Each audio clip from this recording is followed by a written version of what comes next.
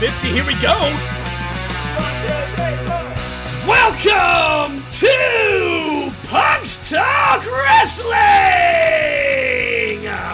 On this episode, we celebrate the 1-year anniversary of our Heel Turns episode with our top 12 face turns in WWE. Hold on, I gotta do that again. I edited the file. We had a name for that, for the top 12s at one point, right? Right? Universal Top 12. Oh, that's right. It was Universal Top 12. That's, yeah. Yeah. But also, happy 50th episode. Oh, fucking yeah.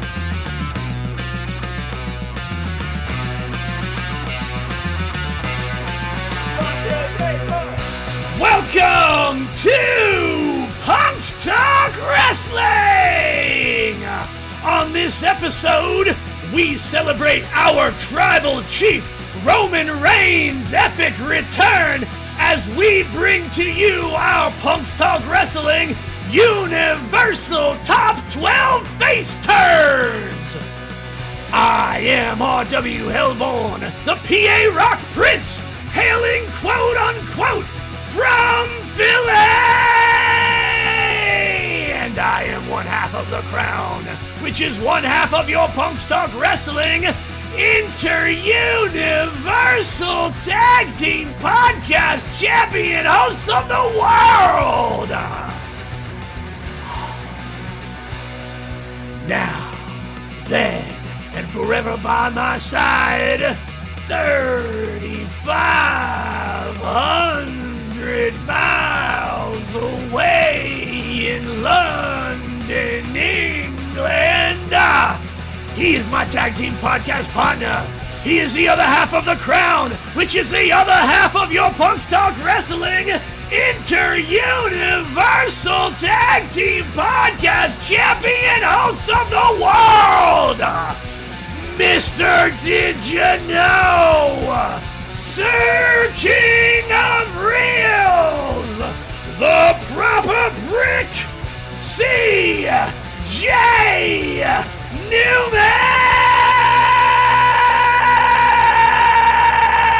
Did you know that Kevin Nash, Diesel, Big Sexy, the Wizard, Oz, where the fuck his name was back then, has been in a shitload of factions over his career, and I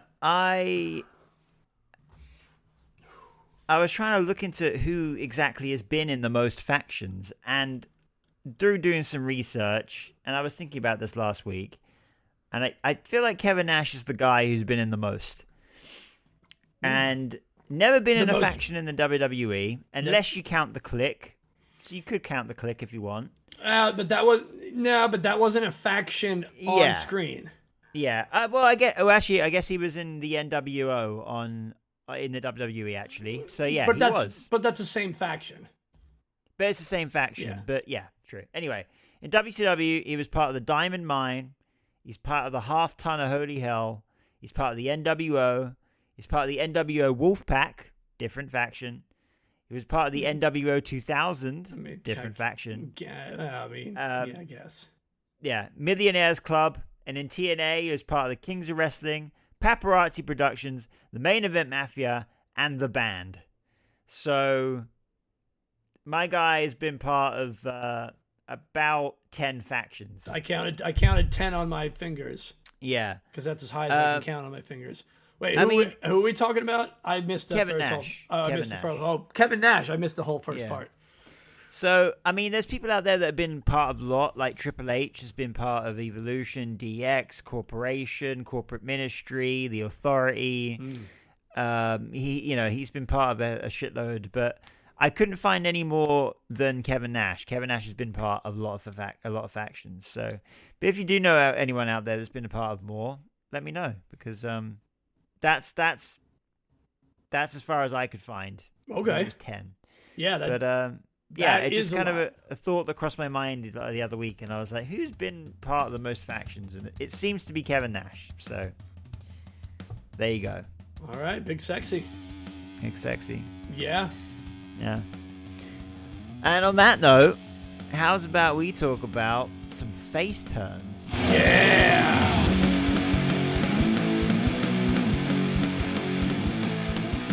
If you go back 49 episodes ago, you'll find episode number 2 of this podcast. Number 2. Which is, in fact, back then we were doing top 10s. The top Deuce. 12s. LA Knight's past, one of his past characters. Past character names, yeah.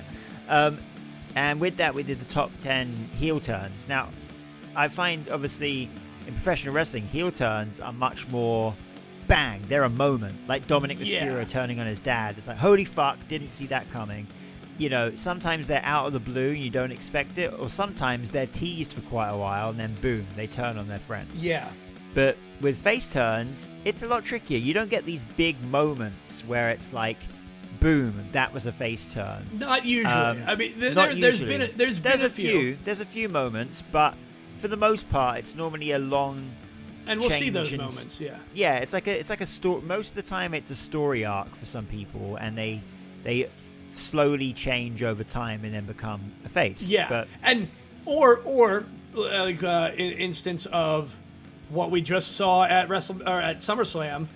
Yeah. The return of Roman Reigns as a face, one, definitely has a place in our list. Yeah. But also, that was teased, like, everybody thought when he comes back, he's going to come back as a face, which he did. So we kind of knew it. I guess it's teased almost by the storyline. It's like, Solo's a prick, and he's calling himself the Tribal Chief. We know, and we support Roman Reigns in his. But these are the moments. These are the moments where it was solidified in character on screen. Yeah. That I am now definitively no longer bad guy. I am good guy, based on the actions that have just happened. Yeah. Exactly. Yeah. So we pared down our list to 13. We've got 13, and we're and like we've done before, we're figuring out where these lie. We're gonna build this list. So yeah, if this is the first time you ever joined us for a top 12, that's how we do it. We've compiled our list in no particular order before we start recording, and now when we start recording, we try and formulate this set of set of 13 here into a top 12. You know what? And what we might wind up doing, in case we wind up doing this, I'll just preemptively say it and edit it later if I need to. If that happens. If it does, there might be a weird edit in here.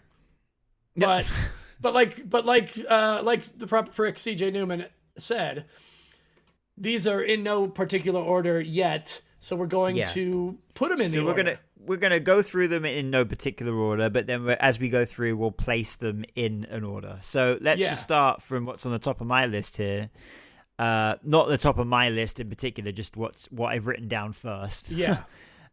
We've got Becky Lynch at SummerSlam 2022. So, for context, this is when Becky Lynch was facing Bianca Belair during her big time Beck's heel run, and this is obviously when the Damage Control made their debut, and that's when that's when Becky Lynch and Bianca Belair stood side by side to take on or to stare down Damage Control. Yes, so thus definitively stating, I'm now good. I'm standing with the good person against the bad or bad people. And I think even before that, she hugged Bianca Belair as well. So that was sort the of first after the time match.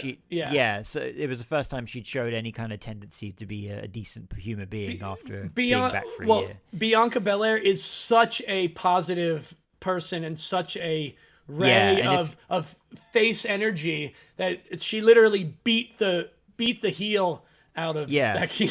And I guess if you're a bad person and you're embracing that much good, then you must be a good person. Yeah. So that's our first one. So I guess with that, we will put that smack bam in the middle of our list for now. Yeah, the way we started, we're going to put it in the middle, and we'll go on to the next one and see where we put. Basically, we'll put it as above or below. Exactly. So we're going to start that as the median and see where we land. I'd just like to state for the record that I just received a shocking image from my girlfriend. Oh. And she's out having beef brisket without me, and I'm terrible. What upset. the fuck? It's bullshit. What the fuck's her problem? Talk about heel turns. Talk about fucking heel turns. We got a heel turn in the midst of us discussing face turns. Wow. Yeah. Wow. That's bullshit. How dare she have brisket without me? Yeah. Whew. And some chunky chips too. I don't even know what to say. I take a moment, okay? I'm sorry. Yeah. I'm sorry for your loss. Yeah, I guess I have to move out now. Good thing we're filming two in 1 week. You might have to find a new location. But back to the list. Next up, I've got the beginning of the returning Undertaker as the American Badass. But I didn't write down when that year was. When did that actually happen? It was Judgment Day 2000. Thank you, proper. No worries. Yeah, Judgment Day. I fucking love. Wait, how is that spelled? Is it spelled JUDGM or? That's a good fucking point. I think the Judgment Day pay-per-view has to have been spelled. No, it's always. Is that just how that is spelled and I don't know? No, it's not. I'm fucking confused. Are we we mentioned this on last week's episode? Dude, judgment is spelt with an E. The word judgment. That's what I'm saying. Yeah. So why the fuck are WWE spelling it differently, and why is it taking me 24 fucking years? Wait, no, it's realize? not. Wait, there is a spelling of judgment as JUDGMENT. Ah, here we go. It's one of these ones. The spelling varies based on whether you're being writing in the UK or in the US. The US version goes without the E, and the English UK version is with an E. So I've been spelling it the UK version this whole time. Yeah, I guess. That's really the English version? Yeah, the English version has an E in it. The American version has no E in it. This entire fucking time. All right, so I had no idea. There we go. We're both learning in real time. You've seen this. This happened for us in the span of 20 minutes. But for the listeners, this took a week.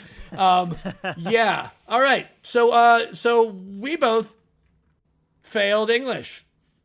In both. Yeah. Judgment is apparently spelled without an E after the G. That's proper. It's not. It wasn't just a thing. All right. Well, there you go. Well, there you go. That's why I couldn't find their merch on www.shop.com last episode. So anyway, yeah, I fucking love this. This is one of my. Aside from that, it's one of my favorite returns. Seeing the, I think, didn't we? No, we didn't. We didn't do. Wait, we spoke about this recently on the pod.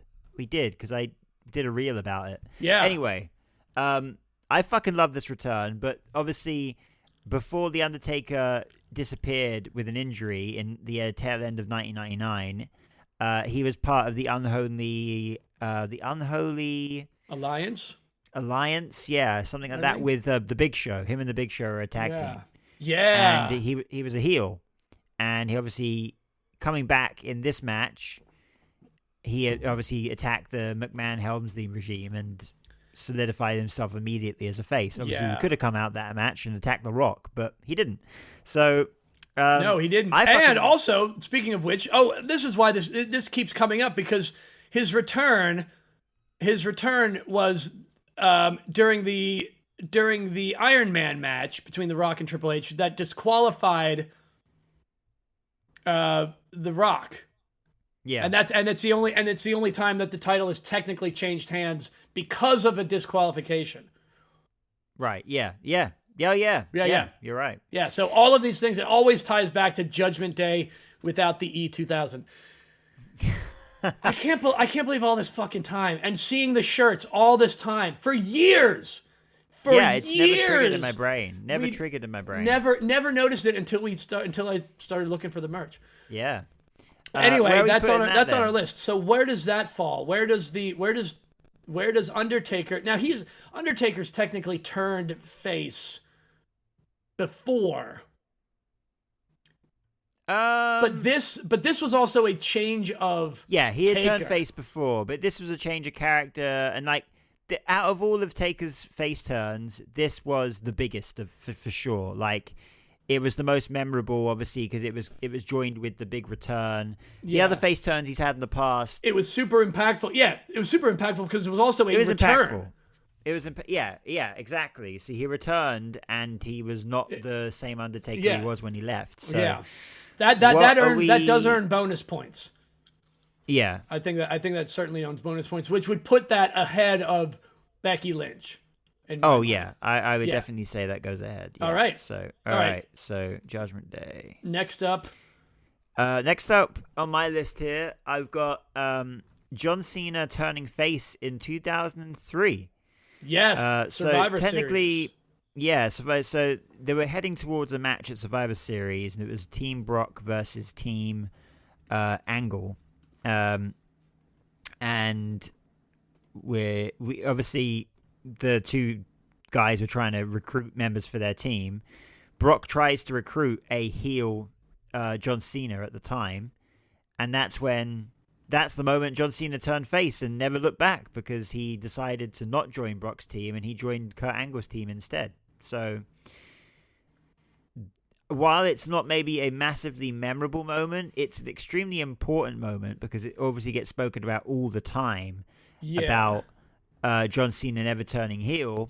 And this is the only, he was a heel. Everyone kind of forgets he was a heel for about a year. Because most people weren't paying attention to John Cena during his Thugonomics. Exactly. The Thugonomics day with Prince Albert or A-Bomb or whatever he was. A-Train. A-Train. Yeah. Albert, A-Train, Lord Tensai, the hippopotamus when he was with Scott Tuhai. He had many names. Prince Albert. Yeah, he had many names. But yeah, so where would you put this? Obviously, as I say, it's not big as in like a memorable moment, but it is an important moment. So I guess that's where it makes it tricky. It's under Taker. It's definitely below Taker, I would say. Yeah, I would say so too. Is it less impact? Here's the quandary with this. Yes, the turn itself wasn't as impactful as what happened for the rest of his career after that. Yeah, exactly. I would put it that's why I would put it lower. I would put it lower than Becky Lynch because it didn't immediately. It really didn't have an immediate impact. It didn't. It took a couple of years to take full John Cena face effect. Yeah. I'm gonna put it under Becky, and I'm gonna leave a space for something in between there too, because there's probably something in between there. Cool. What you got next? I've got the redemption of Sergeant Slaughter on my list. Okay. This happened after his feud with Ultimate Warrior, where he became an Iraqi sympathizer. We saw the return of the Iron Sheik as Colonel Mustafa. Yeah, we did. Which was for me growing up at this time. I was actively watching wrestling in 1990, 91. I was 12, 13. You would have been what, 4? In what year? 1990? 91. No, I was 2. You were 2. So you weren't watching. You weren't watching. So you didn't see this. I watching. This is before your time. This is where I show my age. Because I was watching this in real time. Like this was me as a child in the prime of my wrestling childhood. For me, that's pretty high. I was there. I witnessed this. I would say between Becky Lynch and Judgment Day, Undertaker. That's where I would put it. Yeah, I would put it. I think I would put it there too. I think that's a good spot.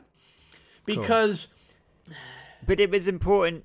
I think with that one, unlike John Cena, it's what came before it. It was important for him. It was important for his character. It was important that Sergeant Slaughter ended as a face. Because if Sergeant Slaughter had ended his career as an Iraqi sympathizer, it would have just put such a dampener on his. I think you're right. I'm gonna put it up there. Between Becky and Badass. Sweet. All right.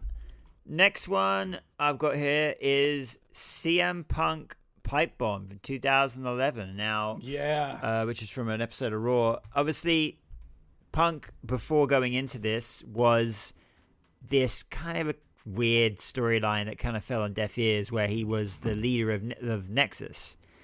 They obviously ousted Wade Barrett, and he was like leading this really weird version of Nexus with like Husky Harris and David Otunga and Justin Gabriel and whatnot. And it kind of fell on deaf ears. No one really gave a crap. And I think they realized that. And then they had this segment, obviously, that's infamous at this point, where CM Punk pulled, as we all know it now, as the pipe bomb. So he said a lot of things you don't normally say on WWE television.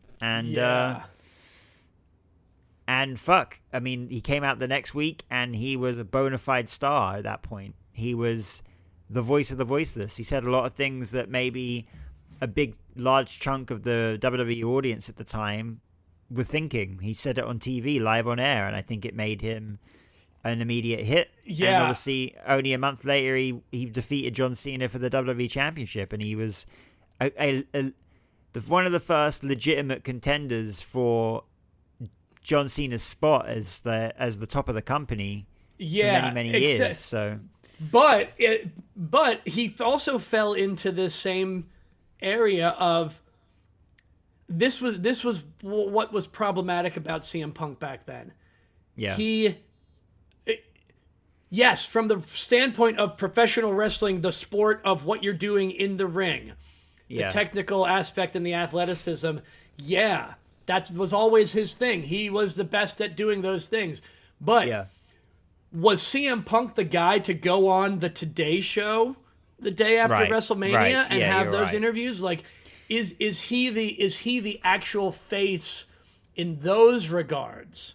Yeah, and that's what made the dynamic between him and John Cena great. And they always would bring that up on TV. It's like, Punk is the face of the company, and Punk could never be that. But he could never be that. He could never be that in above and outside of the WWE. That's different where now because Punk's on many shows. Now he can toe that company line essentially now. But what they've been doing with him has been perfection too. That they're working on CM Punk's public image.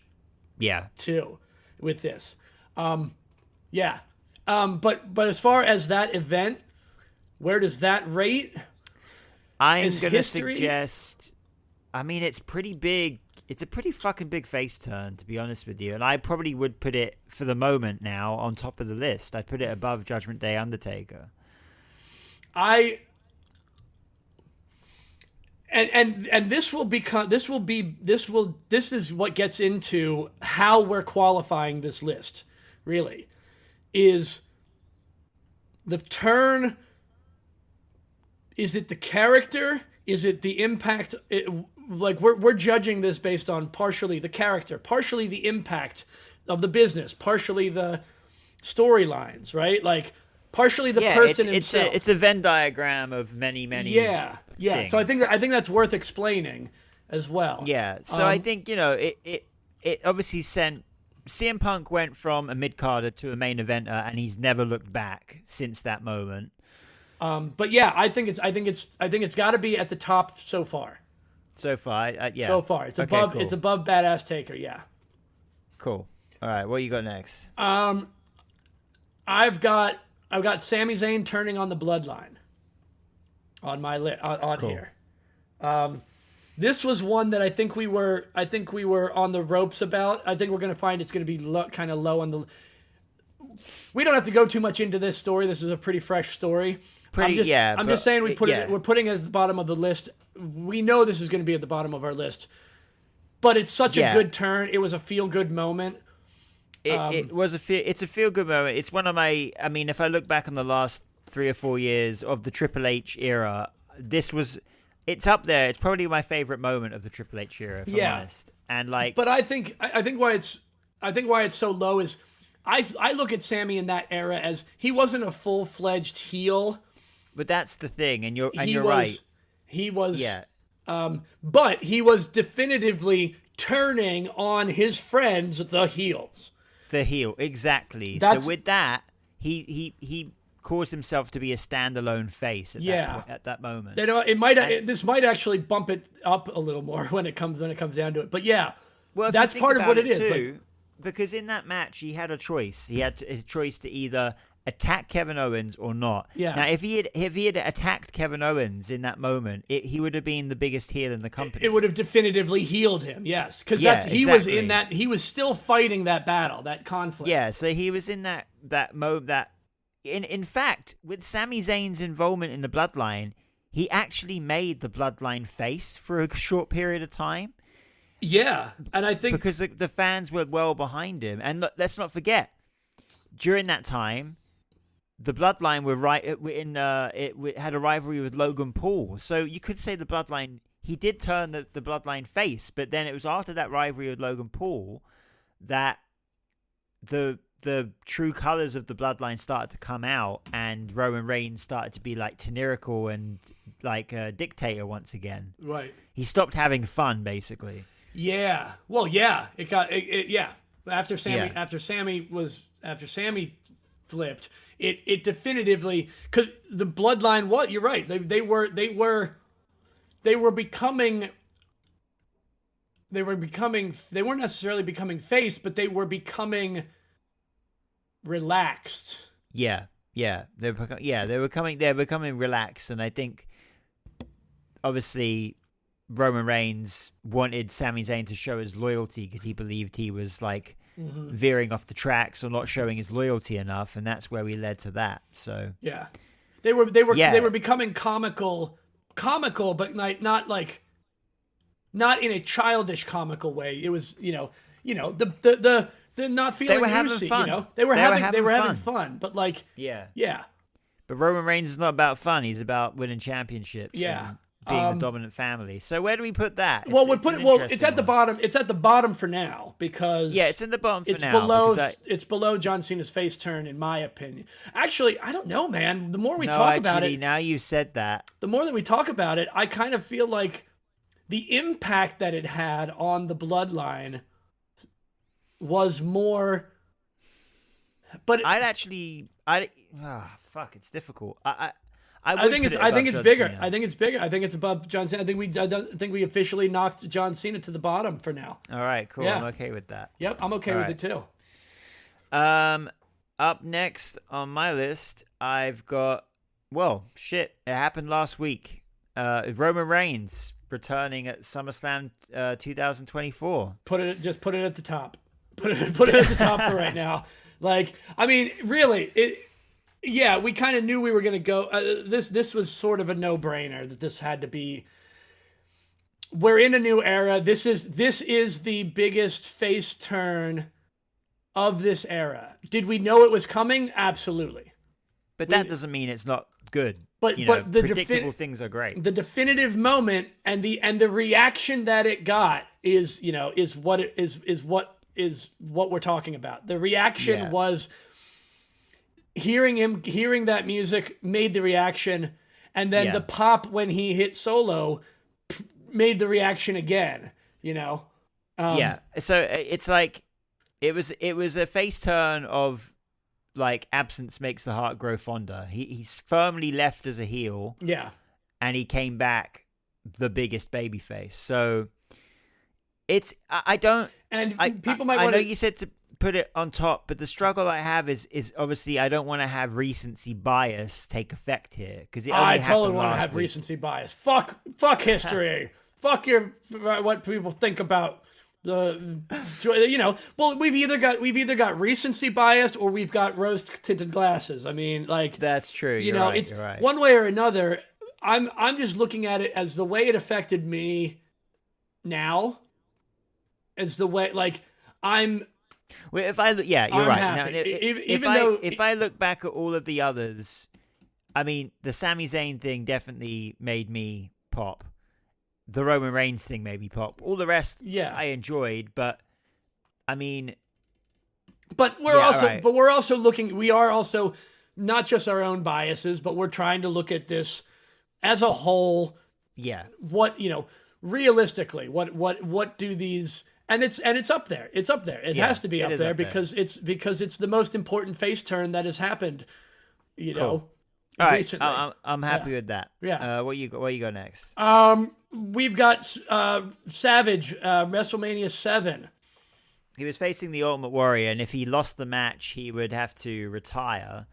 Obviously, Sherry attacked him after the match, and sensational. This was the sensational Sherry, sensational Sherry turning on both. Randy. Both. I think when a heel attacks a heel, the attacked heel becomes the face by default. Oh yeah, by default, as we saw on Raw. Exactly. Last week. It will be when you hear this. It'll be last week. Yeah. So with that, and the returning Miss Elizabeth. I mean, just So I guess with that, it was like he was so down in his luck. He lost the match to Ultimate Warrior. He'd been attacked by his manager, and he was down in his luck. And that's when Miss Elizabeth came in for the save, and they embraced. And even to this day, WrestleMania 7, man, like shit, we're talking nearly. Coming up 40 years, WrestleMania 7, the start of Undertaker's streak. That was his first WrestleMania. Such a fucking long time ago, and it's still such a fucking great moment. It's so impactful. It's still an iconic image of him holding Miss Elizabeth on his shoulder, like in a way, the same with the Sergeant Slaughter redemption, like much bigger than much bigger than the first face turn when he joined the Mega Powers. Which was on our longer list. I'd put this pretty high, Yeah, man. I put this was for the time at the time too. This was fucking epic. Yeah. This was everybody was elated. I mean, this is bigger than the pipe bomb for me. This is a moment. It's a moment this is what I was going to say. This might be bigger than Roman. That's what I was about to say. I actually think that this is, again, like, I don't think this is, like, as we were saying, recency bias and rose-tinted glasses. I don't think this one is rose-tinted glasses because it's still just, it's so fucking iconic. Yeah, and it led to the marriage, the first wedding at that year's SummerSlam. Yeah. The only WWE wedding to ever actually happened, and that was it. But I think that, but I think that was. Now, if I'm not mistaken, I might be mistaken. Did they actually get married? Like, was that? I think you are mistaken. I think I'm a mistake. I think I'm just. Now, this is my rose-colored glasses and just remembering the story as it was told. Like, I believe that was a real wedding and they really got married for real. Which is what you want, which is what you're supposed to. Well, yeah, exactly. So, but I'm putting this on top. Yeah, I gotta put it on top right now. You're right. Like, it was the most. I think it's iconic. It's an iconic moment. It was probably the most iconic. Yeah, you're right. Yeah, it's up there. It's one of the most iconic moments of the golden era, as they call it. Yeah. So, all right. Next on my list is probably another one that's going to be quite high, and that will be Hulk Hogan at WrestleMania 18. Yeah. I mean... Well, yeah. I mean, yes. For the time, he came in with the NWO, and he was firmly a heel, but the crowd did not want... They kind of let the WWE know quite quickly what they wanted. This is true. Red and yellow. Hulk it Hogan was back. well. I mean, I guess in a way, it would be similar to Sergeant Slaughter. It's probably bigger than Sergeant Slaughter. It was his face turn after his only heel turn. Yeah. So is it big? Yeah, I think it was big, but because of when it happened in his career, and I think it's definitely lower than Savage. Oh, it's 100% lower than Savage. I mean, if I was to place it anywhere, I'd put it just below CM Punk. That's kind of where I was thinking. Yeah. I was even thinking before Taker, but maybe not. Yeah, I think it still has a more of an impact than the Undertaker one. But I think you're right. Yeah, I think you're right. Yeah, because of his history. Yeah. And he'd been heel for 8 years up until that point. So it'd been a while and cool. It's been a while. What you got next? Next on my list, Lex Luger. His the turning All-American and slamming Yokozuna on the deck of the Intrepid. Yeah. How'd you get more American than that? Yeah, this was huge. I mean, dude literally comes out in red, white, and blue to Yokozuna being the heel. He was champion at the time, I believe, right? I think he was. He was WWE champion. Yeah. The challenge was impossible to slam him, and he was doing so on the 4th of July, 1993.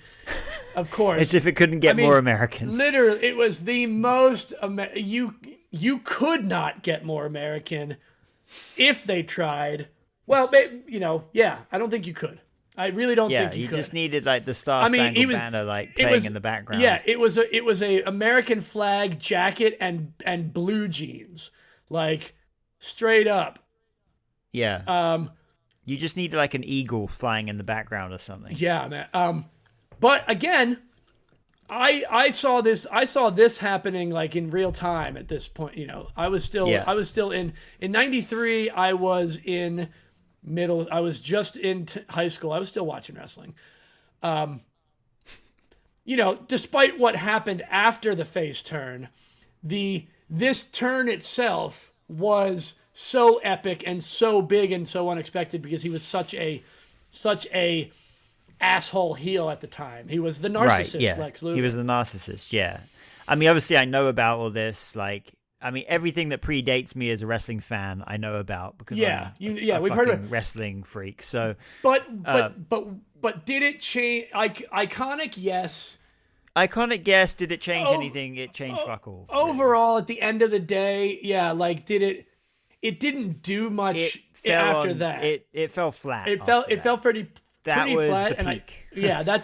That's why this definitely has to get lower because what happened after that kind of had no meaning. Well, by that factor, then it really has to go to the bottom of our list. It kind of does. The John Cena one wasn't that big, but it led to something bigger. So, well, yeah, but see, this is what. Yeah, that is pretty tough. I would say I'd probably. Yeah, it really comes down to what happened afterwards. It's at the bottom, man. Cool. We were going into this thinking Sami Zayn was going to be like the bottom, the honorary honorary Us was going to be honorary mention, and now he's he's literally two. There's at least two below him. All right. Where are we at? Who was doing the next one? You did Luger. So all right. We've got The Rock turning face in 1999. This time. I think if I'm looking at the list, the first face turn we have from someone being beaten up. So, in the sense that he lost the WWE Championship and the next night on Raw, the corporation turned on him. So he was part of the corporation and they kind of ousted him as their, not leader, but one of the, the forefront of the faction. And they ousted him. So... Right, so it was that kind of turned him face by doing that, and it was logical because people were starting to catch on to it doesn't matter what you think, and you smell the Rock is cooked. All these sayings that people were starting to really get into them. So by the tail end of 1999, the Rock was fucking huge, and the 2000 he was even bigger. So this was the face turn that solidified him into the People's Champ, right? This was the face turn. Before that he wasn't a face. He was right. I guess he was Rocky Maivia was a face, but no one liked him. Right, but Rocky Maivia, that we don't like, and that's also that doesn't count. That wasn't a face turn. That was he was just debuted. Yeah, he debuted as a face. As a face, yeah.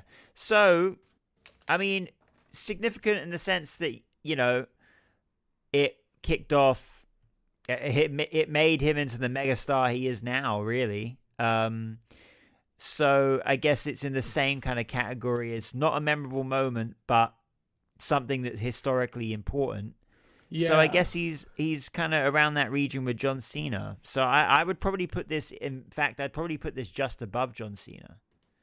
Yeah, but I would. Still below Sami Zayn. I would too. Yeah, I would.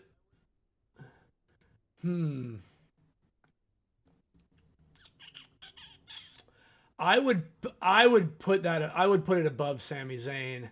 Yeah. Because it's The Rock. I guess. I kind of like. I'm hard pressed. I'm hard pressed not to even put it above Becky, but I put it above Sammy. All right, I agree with that. I'm cool with that. All right. Yeah. The Rock 1999. There we go. What next? So what next? We've got Stone Cold, the Stone Cold Bret Hart heel face swap. Was this? Wait, that was the blood from a stone. This was. That's Stone. Right. It was. Again, it's just like.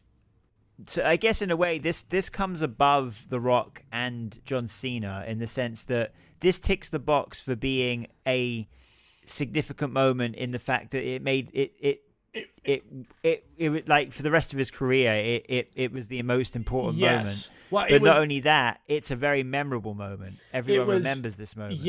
This goes up further. I mean, this shoots up completely for it because it was. I mean, it was not only like you said, not only defined his career, it was memorable in that moment. It was There was more things happening around. It impacted more than just himself. Oh, it did, yeah. For sure. I would put it. It's at least. I would say it's around the CM Punk. Hogan era. I was gonna say at least above Taker. Above Taker for sure. I'd put it above Hogan. I'd put it above Hogan. Yeah, I'd put it above Hogan because it happened. Hogan's turn happened at the end. Yeah. Hogan's turn was the redemption turn arc. Yeah. Cool. I'd even put it above. Honestly, I'd put it above CM Punk because I think Austin's contributions past that were bigger than they were. Austin. You're right. You're right. Austin was bigger outside of wrestling than CM Punk is outside of wrestling. Even at that time, like more people knew who Stone Cold Steve Austin was at that time. After that, with that phase, then they knew who CM Punk was after the pipe bomb. Yeah, I'm happy with that. All right, I'll put him in that spot. All right, in which case, we now have a top 12, but we got one more left, so someone's getting kicked out. Right, so and this, so we've got Batista. Batista's face turn 2005. So we got Batista winning the Royal Rumble in 2005, and obviously. Back then, you had the choice of facing the WWE or World Heavyweight Champion, just kind of like you do now on Raw and SmackDown. And you had on Raw, Triple H was... The brand split was in effect. Yep, and you had... Batista was part of Evolution with just Ric Flair and Triple H at the time. Triple H was trying to convince Batista to join SmackDown, sign with SmackDown, so he could face the WWE Champion so that Evolution could have both championships. Right. But he picks up both contracts. He throws the Raw one on the floor, and he's like he's going to sign with SmackDown. And he gives the thumbs up to Triple H, just like Triple H gave to Randy Orton. And he gives him the thumbs up, and then he turns his stun upside down, and then he attacks both Triple H and Ric Flair, and he joins Raw, and obviously goes on to defeat Triple H at WrestleMania for the World Heavyweight Championship. So. this was a definitive face turn. This is a guy in a heel faction saying, "Fuck you, I'm coming after your championship." And it directly gives him his first world title. And exactly. It propels him to the main event immediately. So, but Batista, yes, is Batista. So, and what I mean by that is, like, at the time, was this big? Was this big for him? Absolutely. I'd say this was absolutely huge. Big for him. Like this is what makes it. This was what made him the animal Batista. This was what made him a star. This is what made him a star. Yeah. I'm trying to figure out where this one is an anomaly, because Batista was still, if you're gonna rank people, if you're gonna rank them, Batista was below Stone Cold. Batista is below Roman Reigns. Batista is below The Rock. Batista is below John Cena. Batista is, in accordance to... I would agree, but again... Overall, I totally agree with you, but... But it was so fucking cool. But it's a successful... Fucking Batista. It's a successful face turn. Let's not, unlike Lex Luger's face turn, this was a successful face turn. It made him into a bona fide star. Yeah. And it was a better face turn than John Cena's, because John Cena's was just this quick talking segment on SmackDown that didn't mean much. But this was him turning on the guy that brought him into the company, and Ric Flair, for fuck's sakes. Yeah. Like, turning on, like, two of the biggest icons in wrestling at the time to make his own path and to go and win a World Heavyweight Championship and become a fucking star. Like, I'd put it just above John Cena, in which case. See, I'm actually thinking this is where I'm having trouble. I'm first of all, we can guarantee Lex Luger is out. Lex Luger's gone. Lex Luger is gone. Find a place for Batista, basically. Honorable mention, unlucky 13 is Lex Luger. Hey, man, I mean, the turn was phenomenal. The event itself was phenomenal, but the aftermath was sorry. This is hard. This is hard because I want to put him up. I want to put him up higher, but it's just difficult to put him up higher. Like, I feel like that it directly gave him his world title, but it wasn't the WWE champion. It was the World Heavyweight Championship. But I think the World Heavyweight Championship held weight back then. It did, but it holds as much weight as it does now. It's still the secondary world title. Yes, true, but I still think it held. It still had that. It went back years as the WCW Championship. Triple H was the champion as well. Yeah, like but it also was immediate. The face turn led to immediate skyrocket success. I mean, he had already been IC champion in the faction. I think he'd already been tag champs in Evolution. Yeah, he was. Yeah, he had been. Yeah, he was tagged with Flair. I think he was tagged with Flair. Yeah. Fucking rad. I want to put I want to put this up a lot higher. I want to put this up like American Badass or right under like below above Sergeant Slaughter. Like, this was because of the immediate impact to him. I feel like that has got to get so much more. That's got to get so much more weight because it directly made him a champion immediately. Yeah. None of the other ones. I mean, CM Punk did, but he's also higher up. Like, I put it. Yeah, I put it there. I'd agree with that. I put it. Between Sergeant Slaughter and Undertaker at Judgment Day. All right, man. There we go. I think that's our list. That's the list. Let's run it down. All right. Do you want to go? We'll start. We'll go back and forth. Yeah, we'll do. Honor. Well, first off, we've got the honorable mention at unlucky 13, with his unlucky run immediately after, Lex Luger slamming Yokozuna on the USS Intrepid, July 4th, 1993. Sweet.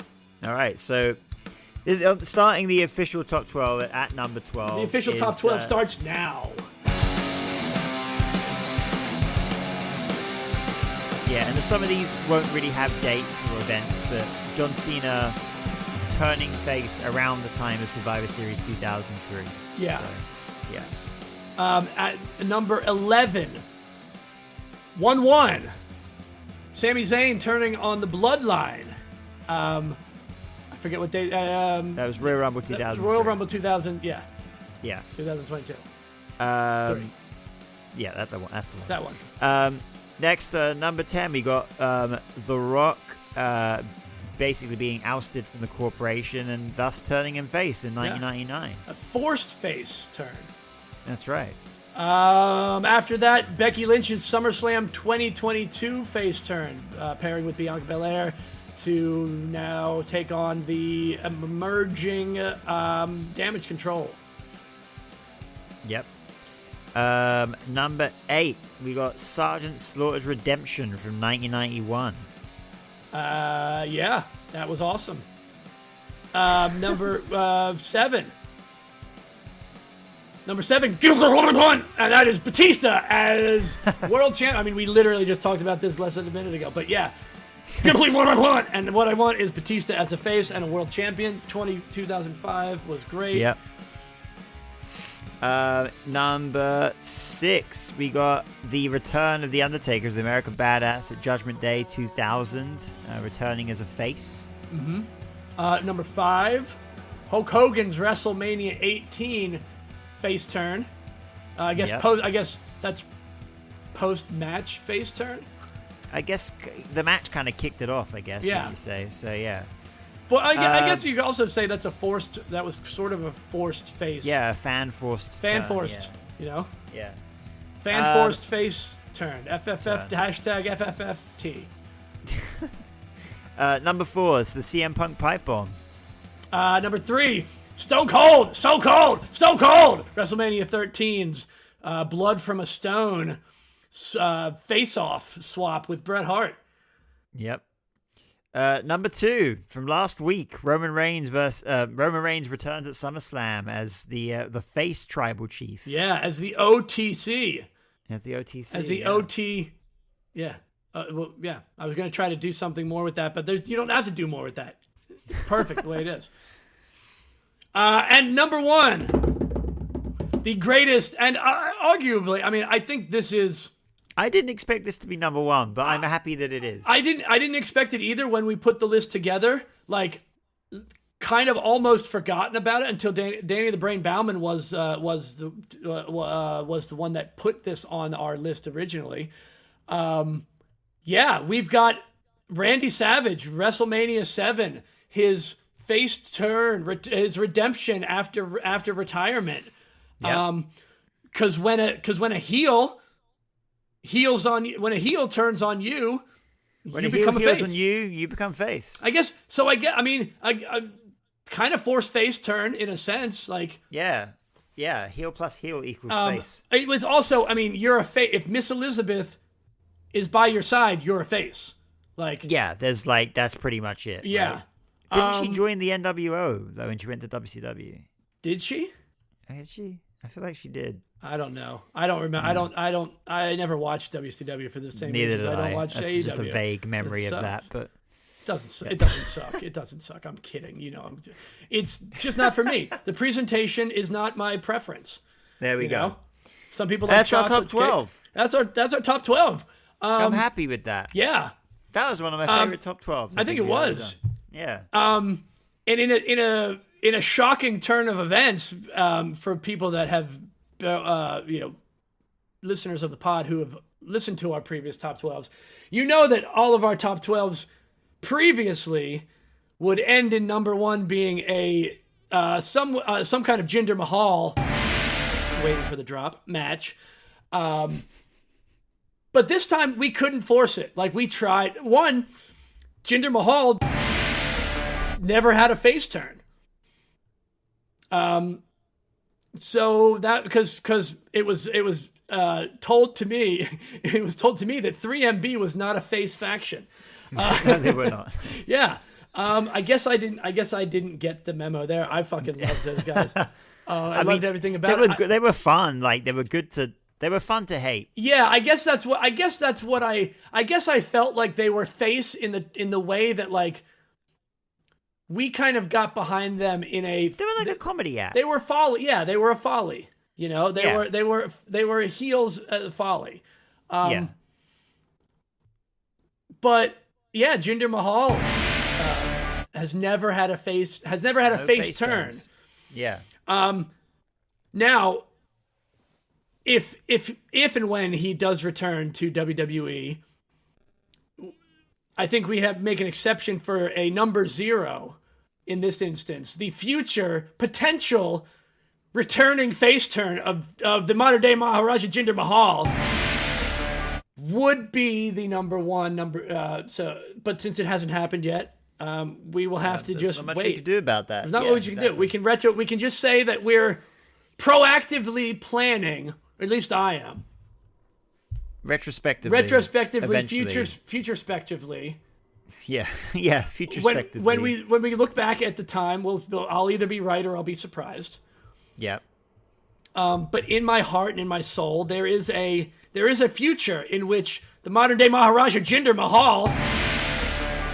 I'm just milking him for the drops, right? You know, as much as I can in this episode because we didn't have any last week or the week before.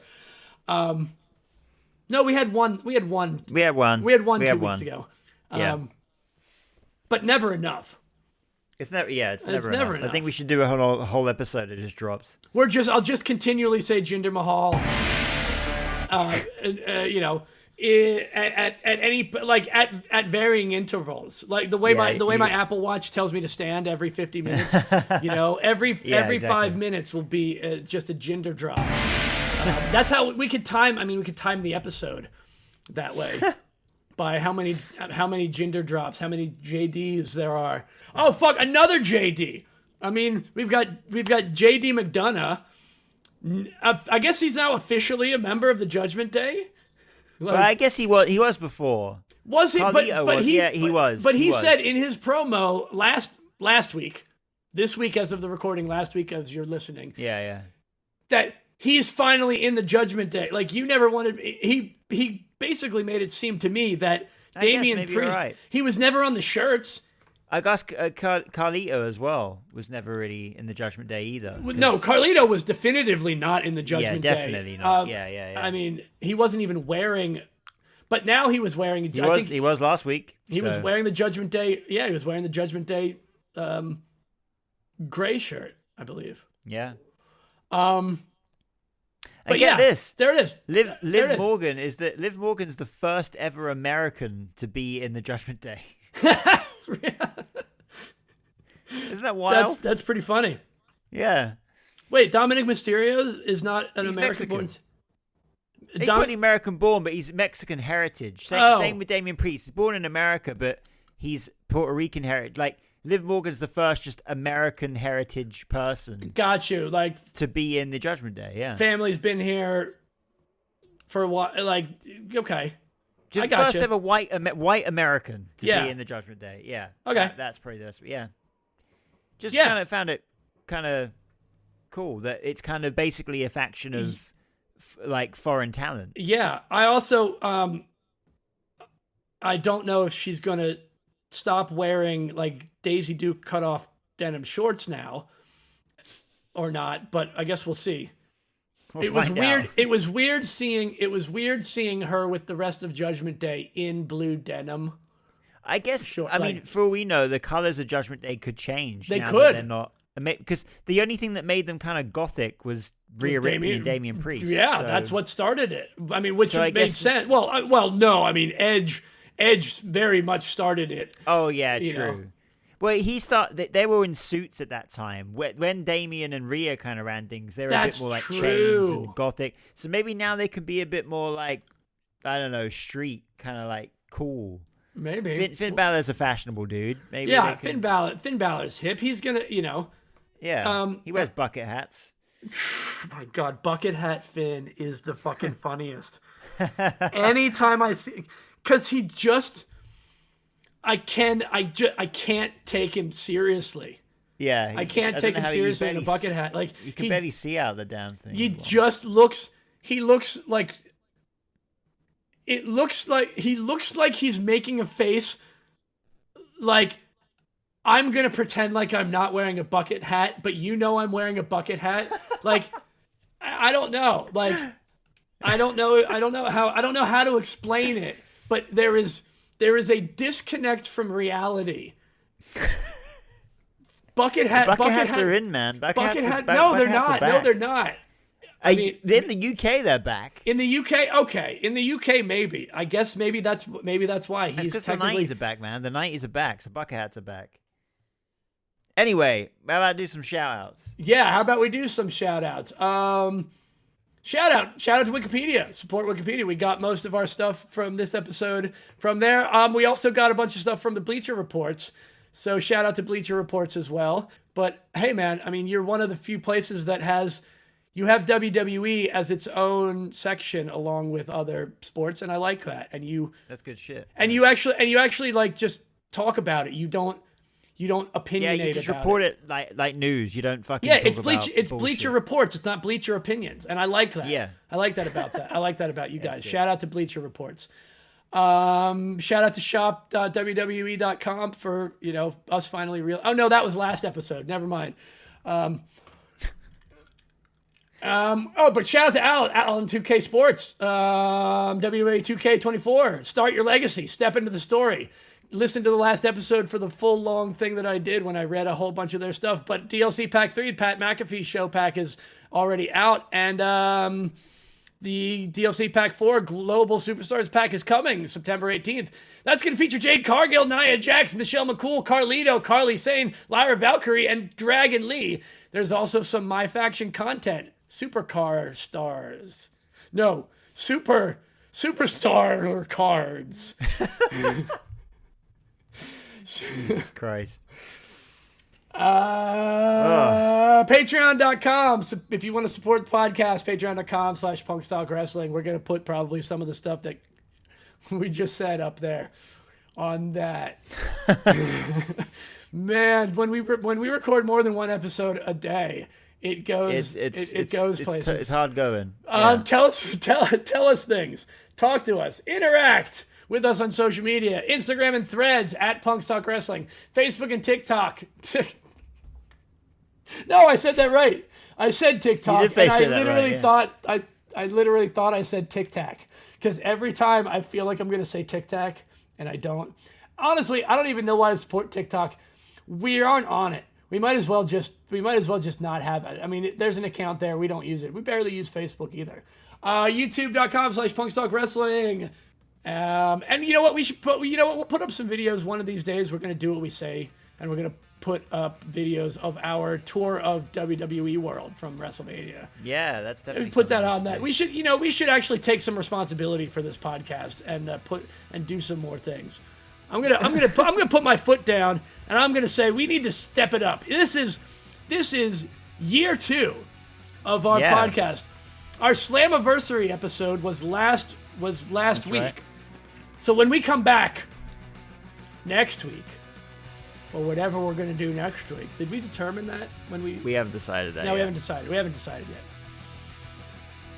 So next week's episode will be something. The only thing we know we're doing soon is a retired pay-per-view watch-along. Yes. So I have started to compile that list. So yeah, so if you're listeners, shout out, tell us any of the retired pay-per-views that you've got memorable. We're going to do one of those. Yeah. Tell us what you think. Tell us what you want. Tell us to go. Oh yeah, I'm starving now too. I'm so damn hungry. Right. I'm fucking going now. Bye. Yeah.